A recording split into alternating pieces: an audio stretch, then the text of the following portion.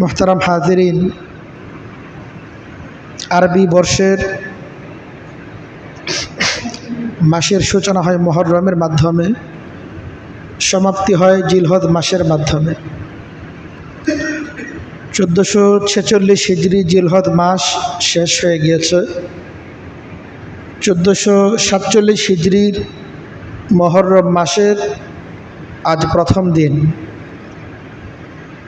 আজ পহেলা মুহররম, আরবি নববর্ষের প্রথম দিন। আল্লাহ তাআলা আজকের দিন সহ আমাদের আগত দিনগুলোকে বরকত দ্বারা ভরপুর করে দেন। যাবতীয় ক্ষতি এবং অনিষ্টতা থেকে আল্লাহ তাআলা আমাদের সকলকে হেফাজত করেন। 1446 হিজরির সমাপ্তি ঘটেছে, 1447 হিজরির সূচনা হয়ে গেছে। আমাদের জীবন থেকে আরও একটি বছর ঝরে গেছে। একটি বছর ঝরে যাওয়ার অর্থ হচ্ছে এই, আমাদের জন্য যে বরাদ্দ সময় আছে আল্লাহ তাআলার পক্ষ থেকে, নিঃসন্দেহে আমাদের সকলের জীবনের সময় এটা নির্ধারিত। আমাদের জন্য আল্লাহ তাআলার পক্ষ থেকে যে বরাদ্দ সময় আছে এবং আমাদের মৃত্যুর জন্য যে নির্ধারিত সময় আছে, আমরা মৃত্যুর আরও 1 বছর কাছে চলে এসেছি। মৃত্যুর আরও 1 বছর কাছাকাছি আমরা চলে এসেছি। আমাদের জানা নাই, হয়তো এবছরই আমাদের অনেকে দুনিয়া থেকে আমরা বিদায় গ্রহণ করব। যেমন গত বছর অনেকেই দুনিয়া থেকে বিদায় গ্রহণ করেছেন। তো দিন রাতের এই যে পরিবর্তন,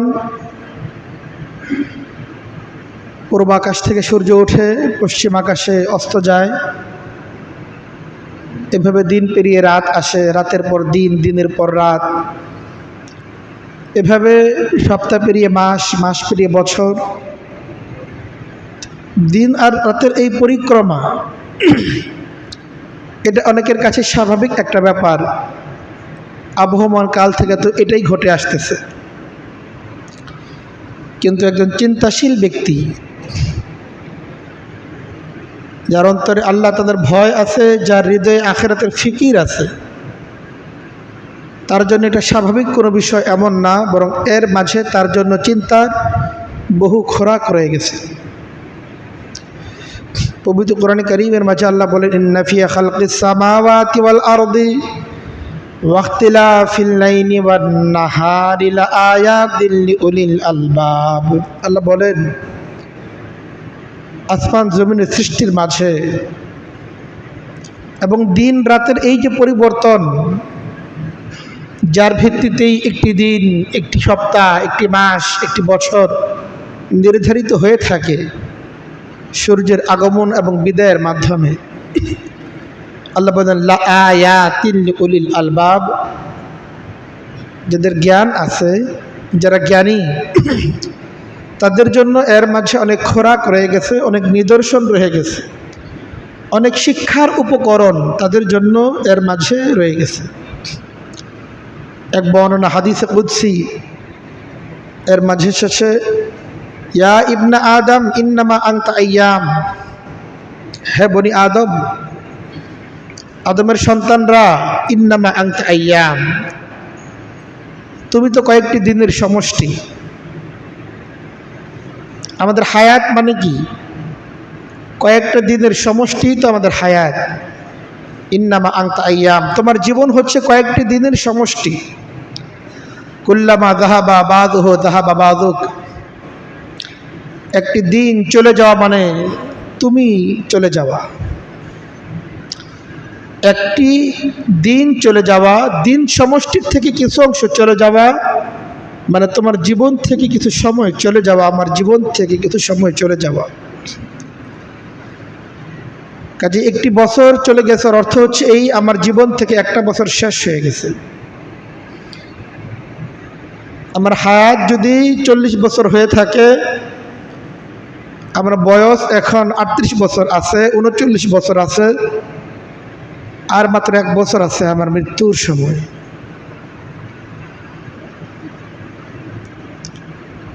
কাজে একজন মুমিন মাত্রই সময়ের এই যে পালাবদল, সময়ের এই যে পরিবর্তন, এটা একজন মুমিনের চিন্তার মধ্যে কিছু পরিবর্তন আনবে, মুমিনকে চিন্তার খোরাক জোগাবে। তার কাছে এটা স্বাভাবিক না যে আচ্ছা একটা দিন চলে গেছে, একটা দিন যাবে, এটাই তো স্বাভাবিক, এমন না। একটা দিন চলে যাওয়ার অর্থ হচ্ছে আমি চলে যাওয়া।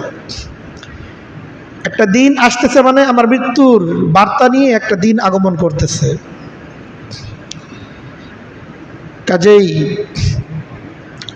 একজন মুমিন এই বিষয়গুলিকে অত্যন্ত স্বাভাবিকভাবে সহজাতভাবে নিতে পারে না। তার ভাবনার মাঝে কিছু পরিবর্তন আসা দরকার, চিন্তার কিছু খোরাক জোগানো প্রয়োজন। একটি বছরের চলে যাওয়া, একটি বছরের আগমন, একজন মুমিনের ফিকির এজন্য কি হবে, একজন মুমিন বিষয়টাকে কিভাবে নিবে, এবং একজন মুমিনকে এই বিষয়টা কিভাবে নেওয়া প্রয়োজন। সময়ের এই পালাবর্তনে একজন মুমিনকে অবশ্যই তার পেছনের দিকে ফিরতে হবে। একজন মুমিনকে তার পেছনের দিকে তাকাতে হবে, তার অতীতের দিকে তাকাতে হবে। কখনো কখনো সামনে এগোনোর জন্য কখনো কখনো পেছনে ফিরে তাকাতে হয়। একজন ব্যক্তিকে সে যদি সামনে অগ্রসর হতে চায়, কখনো কখনো এই সামনে অগ্রসর হওয়ার জন্যই পেছনের দিকে তাকাবার প্রয়োজন হয়। অনেকে মনে করে যেটা চলে গেছে তো চলেই গেছে, এটা নিয়ে এত ভাবনার প্রয়োজন নেই, সামনে তাকাও। সামনের দিনগুলো সুন্দর হওয়ার জন্য কখনো কখনো অতীতের দিকে ফিরে তাকাতে হয়, অতীত থেকে শিক্ষা গ্রহণ করতে হয়। এই জন্য পবিত্র কোরআনে কারীমের মাঝে আল্লাহ তাআলা মানুষকে বলেছেন, মানুষ তোমার অতীতের দিকে তাকাও। কারণ প্রত্যেক মানুষের ভবিষ্যৎ নির্ধারিত হবে তার প্রত্যেকটা অতীতের ভিত্তিতে। আমার জীবনের ভবিষ্যৎ এটা নির্ধারিত হবে আমার অতীতের ভিত্তিতে। আজকের এই সময়, এর পর মুহূর্তে এটা অতীত। আজকের দিন আগামী দিনের জন্য অতীত হয়ে যাবে। আগামী দিনকে যদি সুন্দর করতে হয় তো গতকালকের দিন কিভাবে কাটছে, আজকের দিন কিভাবে কাটানো উচিত, এটা অবশ্যই আমাকে ভাবতে হবে। আল্লাহ তাআলা পবিত্র কোরআনে কারীমের মাঝে বলেন, ইয়া আইয়ুহাল্লাযীনা আমানুত্তাকুল্লাহ ওয়াল তানজুর নাফসুম মা কদ্দামাত লিগাদ। আল্লাহ বলতেছেন, হে ঈমানদারগণ, আল্লাহকে ভয় করো। ওয়াল তানজুর নাফসুম মা কদ্দামাত লিগাদ, এবং একটু পেছনের দিকে তাকাও। কারণ তোমার পেছনের ভিত্তিতেই নির্ধারিত হবে তোমার ভবিষ্যৎ কি। তুমি পেছনে যা সঞ্চয় করেছ, অতীতের দিনগুলিতে তুমি যা সঞ্চয় করেছ, জমা করেছ, ভবিষ্যতে এটাই তোমার পাওনা। আগামী দিনগুলোতে, দুনিয়ার দিনগুলোতে, আখিরাতের দিনগুলোতে তুমি তাই লাভ করবে তোমার অতীতের দিনগুলোতে তুমি যা কিছু সঞ্চয় করেছো। ওয়াল তানজুর নাফসুম মা কদ্দামাত লিগাদিন, আল্লাহ বলেন প্রত্যেক ব্যক্তি যেন খেয়াল করে অতীতের দিনগুলোতে সে কি করেছে এবং আগামীকাল এর জন্য সে কি সঞ্চয় করেছে, কি সে পাঠিয়েছে। কাজেই কখনো কখনো সামনে এগোনোর জন্যই অতীতের দিকে ফিরে তাকানোর প্রয়োজন হয়।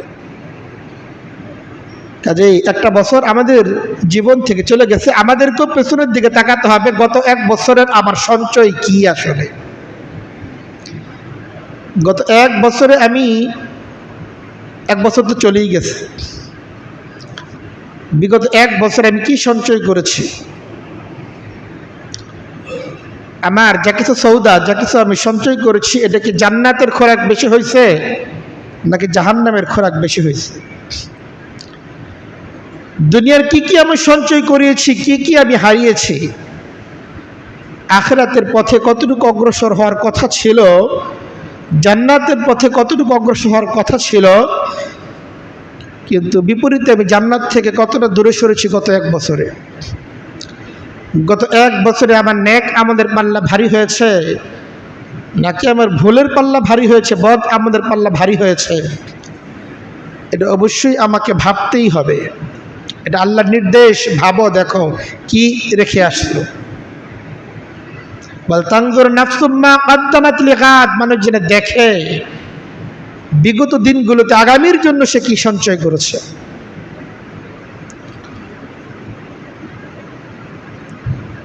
এজন্য এটা আমাদেরকে ভাবতে হবে যে আমরা কি কি লাভ করেছি এবং কি কি হারিয়েছি। যা কিছু লাভ করেছি আলহামদুলিল্লাহ, এর জন্য আল্লাহ তাআলা শুকরিয়া আদায় করা চাই। বিগত দিনগুলোতে যে নামাজগুলো আদায় করতে পেরেছি, আল্লাহ আমাদেরকে তৌফিক দিয়েছেন। আল্লাহর জন্য যে সাজদাগুলো আমরা নিবেদন করতে পেরেছি, এজন্য আল্লাহ শুকরিয়া আদায় করা চাই। বিগত দিনগুলোতে আমার দুনিয়ার যা কিছু লাভ হয়েছে, আল্লাহ তাআলা আমাদেরকে সুস্থ রেখেছেন, সুস্থতার নিয়ামত দান করেছেন। আল্লাহ তাআলা এখনো পর্যন্ত আমার হায়াত রেখেছেন, এটাই আল্লাহ তাআলার অনেক বড় নিয়ামত। আমাদের নিঃশ্বাস এখনো বাকি আছে, আল্লাহ তাআলার নিয়ামত। এই নিয়ামতগুলোর জন্য আল্লাহ তাআলা শুকরিয়া আদায় করা চাই। লা ইন শাকারতুম লা আযীদান্নাকুম, আল্লাহ বলেন যদি শুকরিয়া আদায় করো সামনের দিনগুলোতে নিয়ামতের পরিমাণ নিঃসন্দেহে আমি অনেক বাড়িয়ে দেব। এজন্য বিগত এক বছরে আমি অনেক কিছু অর্জন করেছি। বিগত এক বছরে আমি আল্লাহ তাআলার অসংখ্য নিয়ামত ভোগ করেছি। সেই নিয়ামতের জন্য নতুন বছরের আজকের এই প্রথম দিনে আমাদের শুকরিয়া আদায় করা যে আল্লাহ তাআলার, যে আল্লাহ আপনি আমাকে অনেক নিয়ামত দিয়েছেন। যে নিয়ামতের হক আমি আদায় করতে পারিনি, যে নিয়ামতের কদর আমি করতে পারিনি, আল্লাহ আপনার জন্য সকল প্রশংসা। আল্লাহ শুকরিয়া আদায় করা চাই। আর বিগত এক বছরে যা কিছু ভুল আমার দ্বারা ঘটেছে, যে ভুলগুলি বিগত এক বছর আমি করেছি, আমার ভুলের কোনো সীমা নাই, পরিসীমা নাই। কত নামাজ অবহেলায় আমি নষ্ট করেছি। যে নামাজগুলো আদায় করেছি সেই নামাজগুলো কাঙ্ক্ষিত মানের হয়নি। যেভাবে আল্লাহর সামনে দাঁড়ানো প্রয়োজন ছিল এভাবে দাঁড়ানো হয়নি। যেভাবে আল্লাহর জন্য সাজদা নিবেদন করা প্রয়োজন ছিল সেভাবে আল্লাহর জন্য সাজদাগুলো নিবেদন করা হয়নি। আল্লাহ তাআলা জিকিরের মাধ্যমে জবানকে যতটা তাজা রাখা প্রয়োজন ছিল, এই জবানকে আমি আল্লাহর জিকিরের দ্বারা নয় বরং গীবত এবং শিকায়তের দ্বারা আমার জবান সবসময় ভরপুর ছিল, সবসময় ব্যস্ত ছিল। নেককারদের অনেক সুযোগকে আমি নষ্ট করেছি, বিপরীতে গুনাহের পাল্লাকে আমি ভারী করেছি। আল্লাহ তাদের হক নষ্ট করেছি, আল্লাহ তাদের বান্দাদের হক নষ্ট করেছি। বাবা মায়ের যে খেদমত করা প্রয়োজন ছিল করি নাই। সন্তান, স্ত্রী, অধীনস্থদের প্রতি যে দৃষ্টি দেওয়া প্রয়োজন ছিল দেইনি। এভাবে নিজের গুনাহের পাল্লা ভারী হয়েছে। অধীনস্থদের প্রতি যে দায়িত্ব ছিল সেই দায়িত্বে অবহেলার কারণেও আমি দায়গ্রস্ত হয়েছি। আমার দায়, সময়ের ব্যবধানে দায়ের পর দায় বাড়িয়েছে। আমাদের পাহাড় সম গুনাহ আমাদের এক একজনের আমল নামাকে কলুষিত করে ফেলেছে, ভরপুর করে ফেলেছে। এই জন্য বিগত এক বছরে যা কিছু ভুল হয়েছে, নিঃসন্দেহে আমরা ভুল করেছি। অসংখ্য ভুল বিগত এক বছর আমাদের আছে, এটা সন্দেহ নাই। কাল বিলম্ব না করে তড়িৎ সময়ের মাঝে বিলম্ব করা ছাড়া আল্লাহ তাদের কাছে এই গুনাহের জন্য তওবা করে ফেলা চাই। পবিত্র কোরআনে কারীমের মাঝে আল্লাহ তাআলা বলেন, ইন্নামাত তাওবাতু আলাল্লাহি লিল্লাযীনা ইয়ামালুনা আস-সুআ বিজাহালাতিন সুম্মা ইয়াউদুনা মিন করিব ফাউলাইকা ইয়াতুবুল্লাহু আলাইহিম। আল্লাহ বলেন, যে সমস্ত ব্যক্তিরা ভুল করে ফেলেছে, যে সমস্ত ব্যক্তিরা ভুল করে ফেলেছে, না জেনে না বুঝে, শয়তানের ধোকায়, নফসের ধোকায়, দুনিয়ার ধোকায় পড়ে ভুল করে ফেলেছে, এরপরে তারা বিলম্ব না করে তওবা করে ফেলেছে। সুম্মা ইয়াউদুনা মিন কারিব, আল্লাহ তাআলার কাছে ফিরে এসেছে তারা কারিবিন, নিকটবর্তী সময়ে বিলম্ব করে নাই। বিলম্ব করা ছাড়া, দেরি করা ছাড়া, যারা ভুল অনুভব করার সাথে সাথেই, নিজের অপরাধ অনুভূতি আসার সাথে সাথেই বিলম্ব করে নাই, তওবা করতে তওবা করে ফেলেছে, আল্লাহ বলেন ইন্নামাত তাওবাতু আলাল্লাহ, এই সমস্ত ব্যক্তিদের তওবা করা আল্লাহ নিজের জন্য জরুরি করে নিয়েছেন, যে আল্লাহ তওবা কবুল করবেন। ইন্নামাত তাওবাতু আলাল্লাহ, আল্লাহ বলছেন আল্লাহর উপর তাদের তওবা কবুল করা ওয়াজিব। এই ওয়াজিব আল্লাহ নিজের জন্য নিজেই সাব্যস্ত করেছেন। এই জন্য বিগত এক বছর আমাদের যা কিছু ভুল হয়েছে, এই জন্য আল্লাহ তাদের কাছে অত্যন্ত আর্জির সাথে এই অনুশোচনা আমাদের অন্তরে আসা চাই যে আমি ভুল করেছি, এবং বিলম্ব না করে সেজন্য তওবা করে ফেলা চাই। আল্লাহ তারা এখানে বিলম্ব না করার শর্ত যুক্ত করেছেন, কারণ বিলম্ব যত বেশি হতে থাকে তওবা করার সুযোগ তত নষ্ট হতে থাকে। এই জন্য যে যত বিলম্ব করেছে তার জন্য ফিরে আসা তত কঠিন হয়ে গেছে। যে ভুলগুলোর জন্য তওবা করতেছি না, সেই ভুলগুলো ছাড়তেও তো পারতেছি না। সময়ের ব্যবধানে এই গুনাহগুলো, যে গুনাহগুলো করেছি, আস্তে আস্তে অভ্যাসে পরিণত হয়ে গিয়েছে। এখন আর চাইলেও সেই গুনাহগুলো ছাড়তে পারতেছি না, কারণ সময় থাকতে আল্লাহ তাদের কাছে এই গুনাহের জন্য তওবা করা হয় নাই। তওবা করতে আমি অনেক বিলম্ব করে ফেলেছি, এখন আর তওবা আসতেছে না। অপরাধগুলো করতেছি, জানি সেগুলো অপরাধ, কিন্তু সেজন্য অন্তরের মধ্যে কোনো অনুশোচনাই আসতেছে না যে আমি তো ভুল করতেছি। একটা সময় ছিল যখন অপরাধ নতুন নতুন শুরু করেছিলাম আমরা, অপরাধ বোধ জাগ্রত হইতো, আরে কাজটা তো ভুল হয়ে গেছে, কিন্তু ভুল হয়েছে এতটুকুই, আল্লাহর কাছে ক্ষমা চাই নাই। এখন হয়ে গেছে কি, এই অপরাধগুলো বাড়তে বাড়তে এখন আর অপরাধ করতেছি, কিন্তু এটা ভুল করতেছি, অন্তরের মধ্যে কোনো অপরাধ বোধও আসে না। এটা তওবা না করার ক্ষতিকর ফল আমাদের জন্য, যে এখন অপরাধ করলেও অপরাধ বোধ জাগ্রত হয় না, অন্তরের মধ্যে কোনো লজ্জা, কোনো অনুশোচনা, কোনোটাই আর আসে না। এজন্য তওবা করার সময় যত দেরি হতে থাকে, তওবার পথ ততই রুদ্ধ হতে থাকে। এই জন্য অন্তরে অনুশোচনা আসার সঙ্গে সঙ্গে, অপরাধ বোধ জাগ্রত হওয়ার সঙ্গে সঙ্গে বিলম্ব না করে আল্লাহ তাআলার কাছে তওবা করে ফেলা চাই যে আল্লাহ, বিগত এক বছর অনেক ভুল করেছি, বিগত জিন্দেগিতে অনেক ভুল জমা হয়ে গেছে, এই ভুলগুলো আপনি ক্ষমা করে দেন। আগামীর জন্য তওবা করতেছি, ইনশাআল্লাহ আগামী দিনে আর কখনো ভুল করব না। দেখেন, ভুল করব না এটা অসম্ভব, গুনাহ আমরা করব এটা সম্ভব না, শুধু এটাই বাস্তব। কিন্তু ব্যাপারটা হচ্ছে এই যে গুনাহ তো হয়ে যাবে, কিন্তু গুনাহের পরে তওবা করতে যেন বিলম্ব না হয়। একজন মানুষ গুনাহ করবে না, এটা হয় না। নবী করিম সাল্লাল্লাহু আলাইহি সাল্লাম আমাদের যে উত্তম মজলিস, সাহাবায়ে কেরামের মজলিসে বলেছেন, আলা কুল্লুকুম খাত্তাউন, তোমরা সবাই অপরাধী, কেউ অপরাধ থেকে মুক্ত না, কেউ ভুল থেকে মুক্ত না, কোনো ব্যক্তি গুনাহ থেকে মুক্ত না। আলা কুল্লুকুম খাত্তাউন, তোমরা সকলেই ভুলের শিকার। ওয়া খায়রুল খাত্তাইন আত-তাওয়াবুন, অপরাধ তোমরা করবে এটাই বাস্তবতা, অপরাধ করবে না এটা অবাস্তব।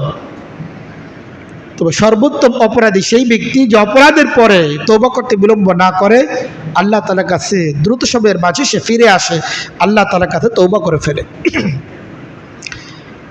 এই জন্য বিগত এক বছরে আমরা যা কিছু নিয়ামত আল্লাহ তাআলার পক্ষ থেকে লাভ করেছি, এজন্য যেমন আল্লাহ তাআলার শুকরিয়া আদায় করব, ঠিক এমনিভাবে বিগত এক বছরে যা কিছু ভুল আমরা করেছি আল্লাহ তাআলার কাছে সেজন্য আমরা তওবাও করব যে আল্লাহ আপনি আমাদের মাফ করে দেন, অনেক ভুল হয়ে গেছে।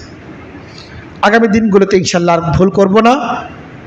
আগামী যে বছর আমাদের সামনে আসতেছে, আল্লাহ আপনি যাবতীয় ভুল গুনাহ থেকে আপনি আমাদেরকে হেফাজত করেন। আপনার তৌফিক ছাড়া গুনাহ থেকে বাঁচার সাধ্য আমাদের নাই।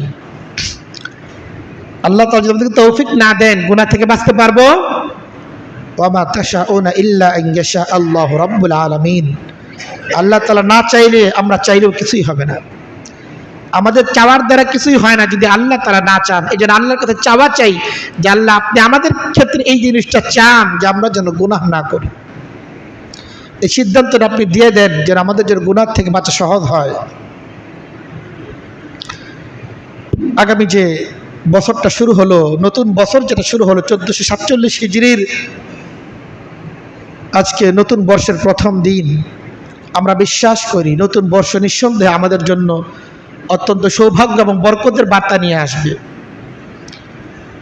প্রত্যেকটা ক্ষেত্রেই সৌভাগ্যর বার্তা অনুভব করা এটা নবী করিম সাল্লাল্লাহু আলাইহি ওয়াসাল্লামের সুন্নাহ।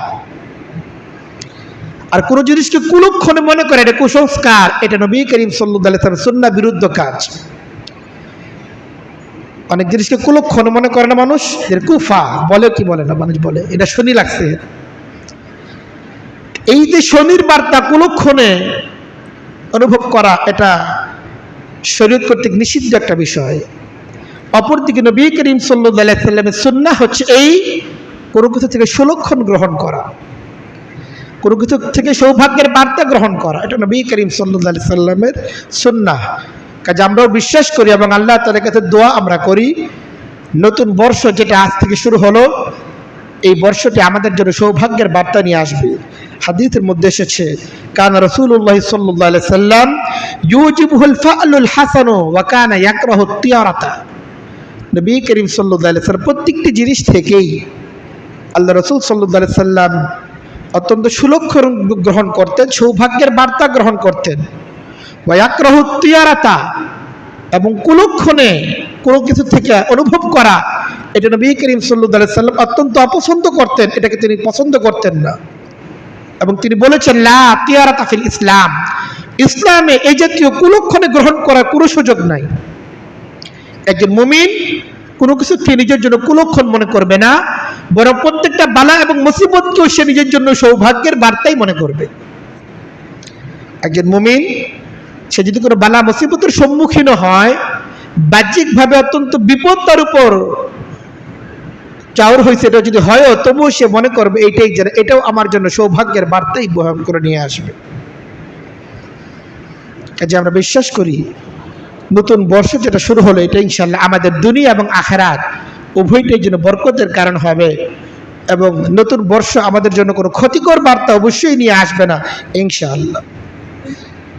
তবে নতুন বর্ষের যে সময়টা, যেটা এখন থেকে শুরু হয়ে গেছে, ইতিমধ্যেই নতুন বর্ষে পদার্পণ করেছি, প্রত্যেকটা সময় অত্যন্ত বরকতপূর্ণ, কিন্তু শুধু যদি সেটাকে আমি বরকতপূর্ণ কাজে যদি ব্যয় করি, কিন্তু আমি যদি সময়ের সদ্ব্যবহার যদি না করি, সময় শেষ হয়ে যাবে, সময় ফুরিয়ে যাবে, সময়ের বরকত নষ্ট হয়ে যাবে।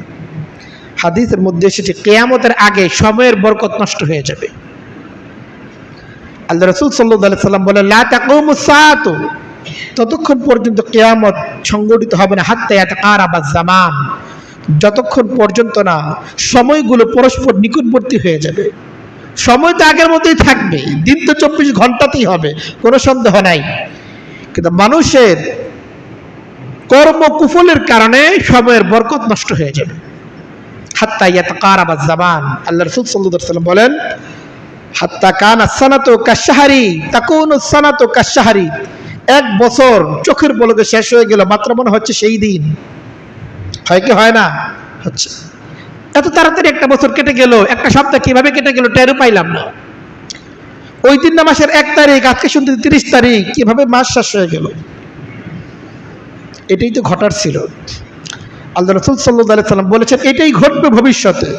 হাত্তা ইয়াতাকারাবাজ জামান, সময়গুলো নিকটবর্তী হয়ে যাবে।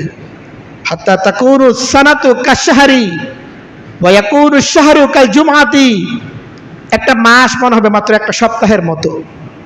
ওয়া তাকুনুল জুমআতু কাল ইয়াউমি, একটা দিন, একটা সপ্তাহ মনে হবে মাত্র একটা দিনের মতো। ওয়া ইয়াকুনুল ইয়াউমু কাসাআতি, আর একটা দিন মনে হবে 1 ঘন্টার সময়ের মতো। এভাবেই সময়ের বরকতগুলো আমাদের জীবনে নষ্ট হয়ে যাচ্ছে। কেন? এটা সময়ের কোনো দায় না, দায় আমার, দায় আপনার। কারণ সময়কে আমরা সঠিক কাজে ব্যবহার করতে পারিনি। সময়কে যদি আমি কাজে লাগাতে না পারি, সময় ঠিকই আমাকে কাজে লাগিয়ে দিবে। আমি যদি আমার সময়গুলোকে নেক কাজে ব্যবহার করার চেষ্টা না করি, অবশ্যই আমার নফস এবং শয়তান আমাকে গুনাহের কাজে ব্যস্ত করে ফেলবে। এই জন্য শয়তান আমাদেরকে গুনাহের কাজে ব্যস্ত করার পূর্বেই আমাদেরকে নেক কাজের প্রতি উৎসাহিত হতে হবে, নেক কাজের প্রতি উদ্যোগী আমাদেরকে হতে হবে। এই জন্য নতুন বছর যেটা আসলো, এই সময় যেন বরকতহীন না হয়ে যায়, আমাদের সময়কে অবশ্যই কাজে লাগাতে হবে। একটার পর একটা ব্যস্ততা, একটার পর একটা কাজ, একটার পর একটা পরিকল্পনা একজন মুমিনের জীবন অবশ্যই থাকতে হবে। আল্লাহ তাআলা পবিত্র কোরআন কারীমের মাঝে বলেন, ফাইদা ফারাগতা ফানসাব, মানে ফাইদা ফারাগতা মিন ইবাদাতিন ফারাগাব ইলা ফানসাব ইলা ইবাদাহ, তোমার একটা নেক কাজ শেষ হয়েছে, তাৎক্ষণিক তুমি আরেকটা নেক কাজের দিকে অগ্রসর হও। অপেক্ষা করার প্রয়োজন নাই, মাঝখানে কোনো অবসর বলতে মুমিনের জীবনে কোনো কিছু নাই। হাত্তা ইয়াতিয়াকাল ইয়াকিন ওয়াবুদ রাব্বাকা হাত্তা ইয়াতিয়াকাল ইয়াকিন, মৃত্যুর পূর্বক্ষণ পর্যন্ত একজন মুমিন অবসর থাকবে, বেকার সময় নষ্ট করবে, এটার কোনো সুযোগ মুমিনের জীবনে নাই। এজন্য আমাদের সময়গুলো যেন নষ্ট না হয়, সময়গুলোকে কাজে লাগানো চাই। নতুন বছরের জন্য প্রত্যেক ব্যক্তির নিজের কিছু পরিকল্পনা থাকা চাই, যে আগামী 1 বছরে আমি নিজেকে এই অবস্থানে দেখতে চাই 1 বছর পর। এটার জন্য এটা ভাবা প্রয়োজন, গত 1 বছরে আমার কি কি অর্জন, কতটুকু আমার অগ্রসর হওয়ার কথা ছিল, আমি কতটুকু অগ্রসর হয়েছি। কয়জন ব্যক্তি বলতে পারবে এই কথা, বিগত 1 বছরে আমি পবিত্র কোরআনে কারিমে 10টা সূরা মুখস্থ করছি।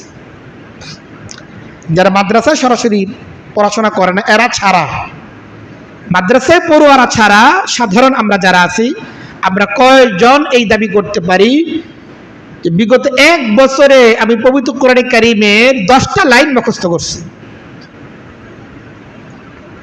1 বছর অর্জনটা কোথায়? বিগত 1 বছর নবী করিম সাল্লাল্লাহু আলাইহি সাল্লামের জীবনীর তো অসংখ্য কিতাব আছে, কত সময় তো নষ্টই করছি গল্পগুজব করে, ঘোরাফেরা করে, পেপার পত্রিকা, ফেসবুক ইউটিউব চালিয়ে কত সময় নষ্ট করছি। কিন্তু বিগত 1 বছরে মাত্র 100 পৃষ্ঠার একটা বই, যেটা নবী করিম সাল্লাল্লাহু আলাইহি সাল্লামের জীবনী সংক্রান্ত, এমন একটা বই পড়ছি, কয়জন বলতে পারবে বলেন? তো বিগত 1 বছরে আমাদের অর্জন কোথায়?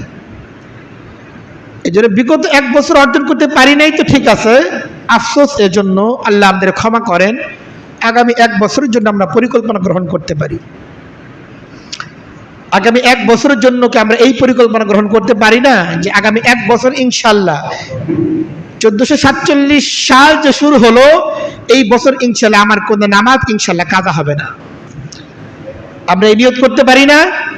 একজন মুমিন কি এই সিদ্ধান্ত গ্রহণ করতে পারে না যে নতুন বছর যেটা আজকে থেকে শুরু হলো, বিগত সময় যে ভুল হয়ে গেছে এজন্য আল্লাহর কাছে তওবা করি, কিন্তু আগামী এই চলতি 1 বছর যেটা শুরু হলো, এই 1 বছর ইনশাআল্লাহ আমার 1 ওয়াক্ত নামাজ আমি কাজা করব না।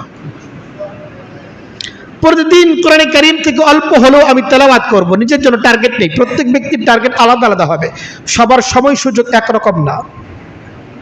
কর্মব্যস্ততার কারণে এক একজনের টার্গেট এক রকম হবে, মেধার ভিত্তিতে এক একজনের টার্গেট এক এক রকম হবে। আপনার টার্গেট নেন যে আগামী 1 বছরে অন্তত আপনি পবিত্র কোরআনে কারীমের অন্তত 1 পারা মুখস্থ করব, 10টা পৃষ্ঠা মুখস্থ করব, 5টা পৃষ্ঠা মুখস্থ করব, অন্তত 3টা পৃষ্ঠা তো মুখস্থ করতে পারে। 3টা পৃষ্ঠার লাইন কয়টা মাত্র? যদি 3টা পৃষ্ঠা আমি গুনি তো 3টা পৃষ্ঠার লাইন মাত্র 45টা লাইন। আমার দিন কতগুলো? এর মধ্যে 45টা লাইন মুখস্থ করা কি কঠিন? কত জিনিস আমার মেমোরিতে ঢুকে গেছে গত 1 বছরে।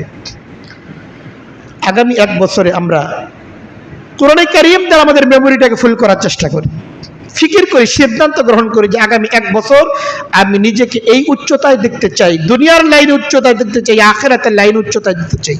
আপনি পরিকল্পনাটা দুনিয়ার বৈধ ক্ষেত্রেও গ্রহণ করতে পারেন যে আগামী 1 বছরে আমার ব্যবসাটাকে আমি এই পর্যায়ে দেখতে চাই, আমার পড়াশোনাটাকে আমি এই উচ্চতায় দেখতে চাই, আমার পরিবারের আগামী 1 বছরের পরিকল্পনা এই, আমার সন্তানের ক্ষেত্রে আমার পরিকল্পনা এই। প্রত্যেক মুমিনকে, অবশ্যই মুমিন কখনোই পরিকল্পনাবিহীন থাকতে পারে না, যে মুমিনদের সবসময় পরিকল্পনা থাকা চাই, জীবনকে পরিকল্পিতভাবে গড়ে ফেলা চাই। এজন্য আমরা টার্গেট গ্রহণ করি যে ইনশাআল্লাহ আগামী 1 বছরের দিন এবং দুনিয়ার ক্ষেত্রে আমার এই পরিকল্পনা এবং সেই পরিকল্পনা বাস্তবায়ন আগামীকাল থেকে না, আজকে থেকে শুরু করা চাই। দিনের লাইনে অগ্রসর হওয়ার ক্ষেত্রে কোনো ক্ষেত্রেই বিলম্ব না করা চাই। আমার জীবন থেকে কত বছর ইতিমধ্যেই ঝরে গেছে, কত বছর চলে গেছে, নিজের মধ্যে পরিবর্তন আনতে পারি নাই, নিজেকে বদলে ফেলতে পারিনি, এখনো অপেক্ষা করতেছি। আচ্ছা ঠিক আছে, আর 2টা বছর, আর 2টা বছর আছে রিটায়ার্ড করার, সন্তান বিয়ে দিয়ে নিই, হুজুর বদলে ফেলবো, নামাজ ধরে ফেলবো। অনেকেই এমন পরিকল্পনা করে, অনেকের উপর হজ ফরজ হয়ে আছে, চিন্তা করছে ইনশাআল্লাহ সামনে মেয়ের বিয়ে আছে, মেয়ের বিয়ে ঠেদি দিয়ে এরপরে ইনশাআল্লাহ বেবি সাহেবা সহ হতে চলে যাব। অনেক দিন ধরে এই সমস্ত পরিকল্পনা করে চলছে। দেখেন, যদি আমাদের পরিকল্পনা অনুসারে সবকিছু বাস্তবায়ন হয় তাহলে তো আলহামদুলিল্লাহ, অনেক ব্যক্তি সেই 20 বছর আগে চিন্তা করেছিলেন যে দাড়িটা সুন্নত তরিকায় রেখে ফেলবো। অনেকেই চিন্তা করেছিল 20 বছর আগেই তার একবার অনুভূতি আসছিল যে নামাজটা পড়া চাই, আচ্ছা ঠিক আছে নামাজটা ধরবো। বা অনেকেই চিন্তা করেন আচ্ছা ঠিক আছে মাত্র জওয়ানি চলতেছে, তো এখনো তো জীবনের অনেকটা পরে আছে, একসময় আসবে যখন বার্ধক্য উপনীত হব, সন্তানরা সব এস্টাবলিশড হয়ে যাবে, চাকরি বাকরিতে ঢুকে যাবে, পেরেশানি কমে যাবে, তো এরপরে ইনশাল্লাহ আল্লাহ বিল্লাহ করে একেবারে সুফি সাধক হয়ে যাব।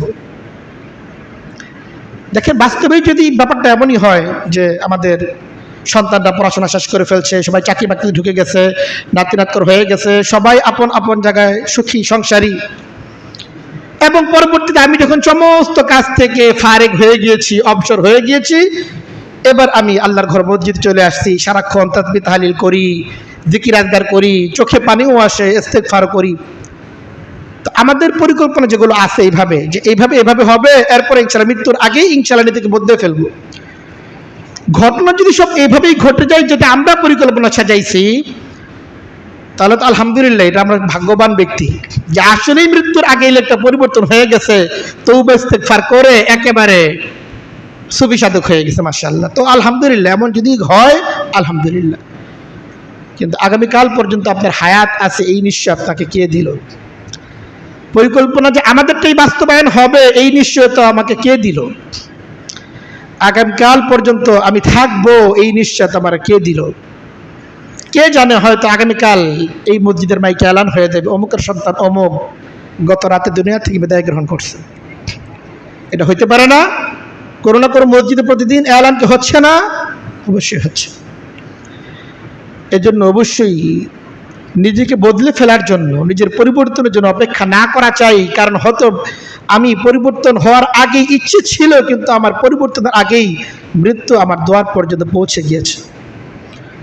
আল্লাহ বলে আনফিকু মিম্মা রাযাকনাকুম মিন ক্বাবলি আন ইয়াতিয়া আহাদাকুমুল মাউত ফায়াকুল রাব্বি লাউলা আখখারতানি ইলা আজালিন কারীব ফাআসাদদাক ওয়া আকুম মিনাস সালিহিন।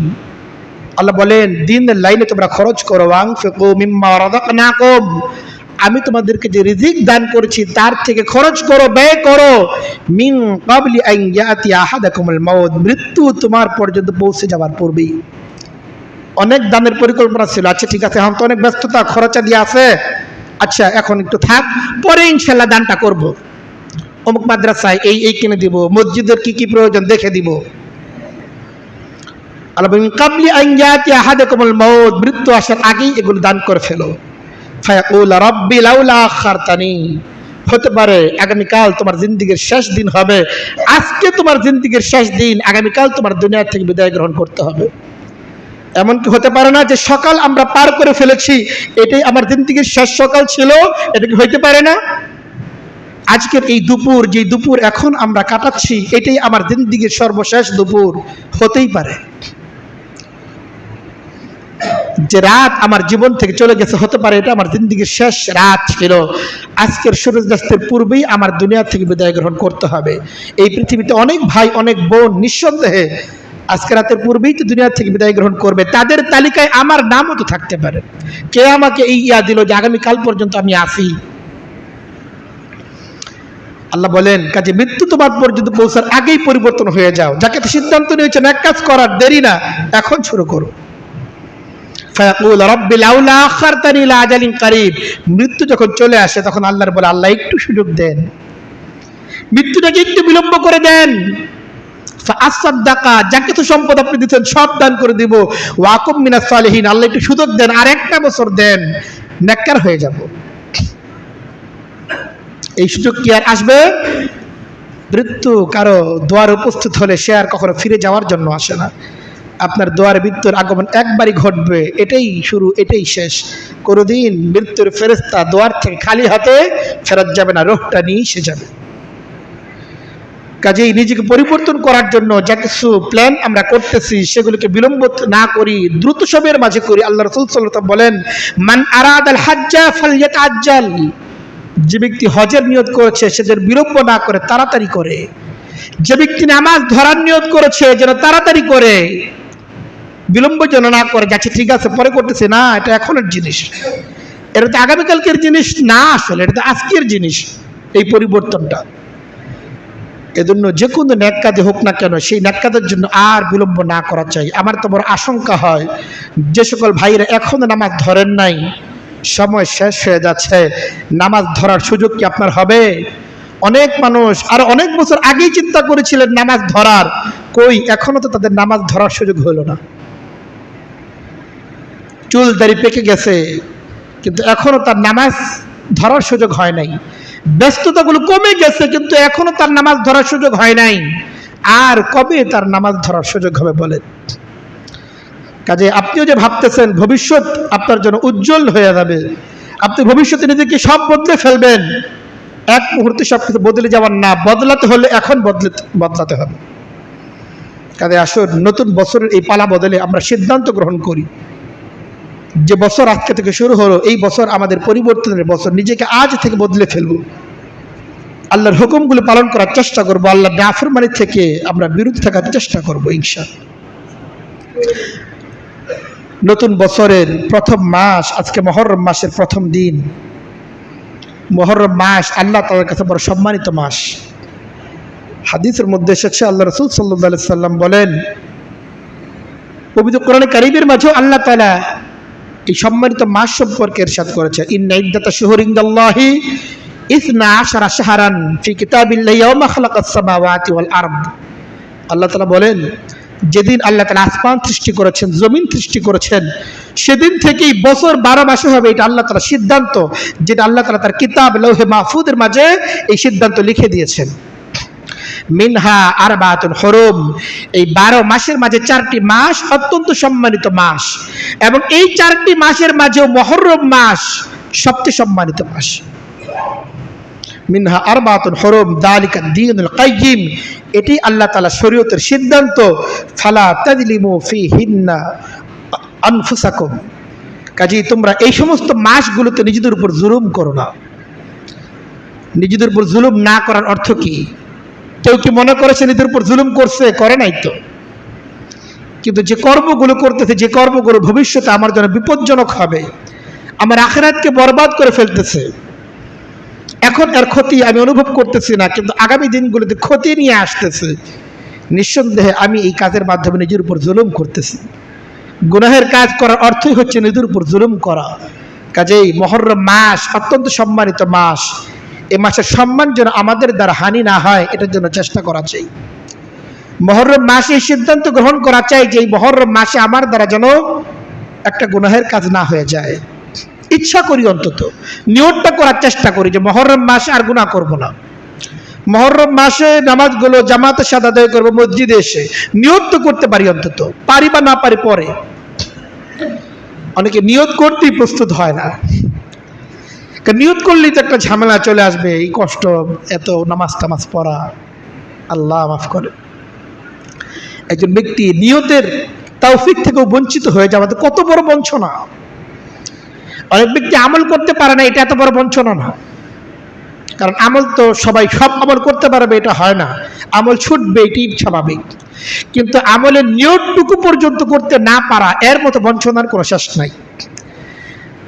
আমরা তো কত বড় খাদের কিনারায় দাঁড়িয়ে আছি, কত গভীর খাদের কিনারায় দাঁড়িয়ে আছি, এটা বোঝার জন্য এতটুকুই যথেষ্ট যে আমার অন্তর থেকে নিয়ত আসতেছে না। আপনি নিজের ক্ষেত্রে অনুভব করেন, আমি বলার পরে আপনার মনের মধ্যে কি নিয়ত আসতেছে কিনা যে না, বলছে আসলেই আমি এই মাস ইনশাআল্লাহ 1 ওয়াক্ত নামাজ ত্যাগ করব না, এই নিয়ত আপনার অন্তরে আসতেছে কিনা নিজের ক্ষেত্রে একটু অনুভব করার চেষ্টা করেন। যদি না এসে থাকে আপনি বুঝতে পারবেন এটা আপনার জন্য শঙ্কা যে আপনি একেবারে খাদের কিনারায় দাঁড়িয়ে আছেন, সামান্য পা পিছতে ঈমান থেকে কুফরির মধ্যে পড়ে যাওয়ার আশঙ্কা, খুব ভয়ানক একটা পর্যায়ের মধ্যে আপনি আছেন। কাজে নিজেকে খাদের কিনারা থেকে হেফাজত করে মূল ধারায় নিয়ে আসা চাই, আল্লাহ তাআলার দ্বীনের দিকে ফিরে আসা চাই। যে কথা বলতেছিলাম, আজকে মুহররম মাসের প্রথম দিন। মুহররম মাস অত্যন্ত সম্মানিত মাস। মুহররম শব্দের অর্থই সম্মানিত, মুহররম শব্দের অর্থই সম্মানিত। হাদিসের মধ্যে এসেছে, আল্লাহ রাসূল সাল্লাল্লাহু আলাইহি সাল্লাম বলেন, আফজালুশ শুহুর শাহরুল্লাহ আল্লাযী তাদউনাহুল মুহররম। আল্লাহ তাআলার কাছে সর্বশ্রেষ্ঠ মাস হচ্ছে সেই মাস যেই মাসকে তোমরা মুহররম নামে ডেকে থাকো। আল্লাহ রাসূল সাল্লাল্লাহু আলাইহি সাল্লাম মুহররম মাসকে আল্লাহর মাস হিসেবে আখ্যায়িত করেছেন। সমস্ত মাসই তো আল্লাহর জন্য, কিন্তু নবী করিম সাল্লাল্লাহু আলাইহি সাল্লামের মুবারক জবান দ্বারা তিনি যখন কোনো মাসকে সরাসরি আল্লাহর মাস বলে বলেন, সেই মাসের মর্যাদা কত বেড়ে যায়, সেই মাস বাস্তবেই কত সম্মানিত, তার মর্যাদা কত বেশি। কাজেই সেই মাসের আজকের দিনের সূচনা যদি ফজরের নামাজ আদায় না করে হয়ে থাকে, এটা আমাদের জন্য কত বড় দুর্ভাগ্যের। যদি ফজরের নামাজ আদায় না করে থাকি, অবশ্যই কাজা পড়ে ফেলা চাই। জুমা তো পড়ার জন্য চলেই এসেছি, আলহামদুলিল্লাহ, আল্লাহ তাআলা নিয়েই এসেছেন। আসর থেকে সিদ্ধান্ত গ্রহণ করি আর কোনো নামাজ যেন আমার কাজা না হয়ে যায়। এই সিদ্ধান্ত আমরা নিতে পারি না ইনশাল্লাহ, এই নিয়মটুকু আমরা করতে পারি না ইনশাল্লাহ। আল্লাহ তাআলা আমাদের সকলকে প্রত্যেকটা ফরজ নামাজ জামাতের সাথে আদায় করার তৌফিক দান করেন। মুহররম মাস আমলের মাস, মাসের সম্মান তার নিজের কারণে না, সময় তো তার নিজের গতিতেই চলে যায়। মাসের সম্মান হয় ব্যক্তির আমলের ভিত্তিতে, অন্যথায় বিগত জিন্দেগিতে অনেক মুহররম তো চলে গেছে। এই মাসের সম্মান থেকে আমি কি সম্মান অর্জন করতে পেরেছি, আমার এখানে অর্জন কতটুকু সম্মান। তো মাসের সম্মান যদি রক্ষা করা না যায়, এই মাস তো আমার জন্য ক্ষতির বার্তা নিয়ে এলো। এজন্য বড় সতর্ক হওয়া চাই, মুহররম মাসে একটা গুনাহ যেন আমার দ্বারা না হয়ে যায়। মুহররম মাসকে নবী করিম সাল্লাল্লাহু আলাইহি সাল্লাম মুহররম মাসে বেশি বেশি রোজা রাখতেন। হাদিসের মধ্যে এসেছে, আল্লাহ রাসূল সাল্লাল্লাহু আলাইহি সাল্লাম বলেন, আফদাল শুহুর বাদা সিয়ামি রমাযান সিয়ামু শাহরিল্লাহিল মুহররম। রমজান মাসের পরে সবচেয়ে মর্যাদাপূর্ণ রোজা হচ্ছে মুহররম মাসের রোজা, যেই মাসটা হচ্ছে আল্লাহর মাস। আফদাল সিয়াম, সর্বোত্তম রোজা হচ্ছে সিয়ামু শাহরিল্লাহ, আল্লাহর মাসের রোজা। সেই মাস কোন মাস? মুহররম মাস। এই মাস শুরু হয়ে গেছে। কাজে মুহররম মাসের সামনে আসতেছে আশুরার দিন আসতেছে ইনশাআল্লাহ। আশুরার আগেও আমরা আরেকটা জুমা ইনশাআল্লাহ পাবো। কাজে আশুরার দিনের তাৎপর্য সম্পর্কে, মুহররম মাসের কিছু ইতিহাস সম্পর্কে আমরা ইনশাআল্লাহ আগামী জুমাতেও আলোচনা করার সুযোগ পাবো ইনশাআল্লাহ। আজকে তো মুহররম মাসের 1 তারিখ, আগামী জুমা ইনশাআল্লাহ হবে 8 তারিখ। কাজেই 9 তারিখের আগে আমরা আরেকটা জুমা পাচ্ছি। তো আশুরার দিন অত্যন্ত গুরুত্বপূর্ণ একটি রোজা রাখার দিন, ইতিহাস থেকে শিক্ষা নেওয়ার দিন। ইনশাআল্লাহ আমরা আগামী জুমায় এই সম্পর্কে আলোচনা করব। তবে আগামী জুমার জন্য অপেক্ষায় না থাকা, বরং আমলটাকে শুরু করে ফেলা। এখন থেকেই যাদের রোজা রাখার সুযোগ আসে, শুধুমাত্র আশুরার একদিনের রোজা বা এর আগে বা পরে একদিন মিলিয়ে 2 দিন রোজা, যেটা নবী করিম সাল্লাল্লাহু আলাইহি ওয়াসাল্লাম সুন্নাহ এবং আল্লাহ রাসূল সাল্লাল্লাহু আলাইহি সাল্লামের নির্দেশ, শুধুমাত্র সেই 2 দিনের রোজা রাখার মাঝেই নিজেকে সীমাবদ্ধ না করা চাই, বরং আরো বেশি থেকে বেশি রোজা কিভাবে রাখতে পারি সেই পরিকল্পনা আমরা গ্রহণ করতে পারি। আল্লাহ রাসূল সাল্লাল্লাহু আলাইহি সাল্লাম সোমবার দিন, বৃহস্পতিবার দিন রোজা রাখতেন, আমরা সেটা রাখতে পারি। অথবা আইয়ামে বীজের রোজা, যেটা সামনে আসবে আরো পরে, প্রত্যেক আরবি মাসের 13, 14, 15 তারিখ, সেই রোজাগুলো নবী করিম সাল্লাল্লাহু আলাইহি সাল্লামের সুন্নাহ রোজা, সেটাও আমরা রাখতে পারি।